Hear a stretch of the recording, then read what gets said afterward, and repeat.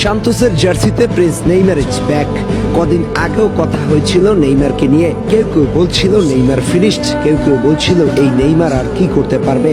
কত শত প্রশ্নের ছুড়েছিল নেইমারের দিকে। সেই নেইমার দেখালেন ম্যাজিক। শেষ 2 ম্যাচে সান্তোসকে উদ্ধার করে ত্রাণকর্তা বনে গেলেন। এই ম্যাচে করলেন হ্যাট্রিক। চলুন তাহলে নেইমারের গোল 3টা দেখে আসা যাক।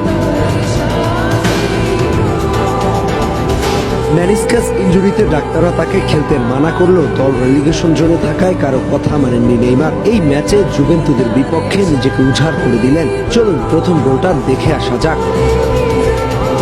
প্রথমে নেইমার ডান প্রান্ত উদ্দেশ্য করে একটা থ্রু বল বাড়ান। সেখান থেকে ফিরতি পাসে নেইমারকে উদ্দেশ্য করে বলটা বক্সের মধ্যে ফেলা হয়। ঠিক সেই মুহূর্তে নেইমার কিছুটা দৌড়ে এসে একটা জোরালো শটে সরাসরি বল জালে পৌঁছে দিয়েছেন। চলেন এবার দ্বিতীয় গোলটা দেখি। ইগোর ভিনিসিয়াসের বানানো বল বক্সের মধ্যে পান নেইমার। ডিফেন্ডারদের টাইট স্পেসের মাঝখান দিয়ে একটা অ্যাঙ্গেল বের করে পা পায়ের জাদু করে এক শটে বল গড়িয়ে গড়িয়ে জালের ঠিকানায় পৌঁছে গেছে।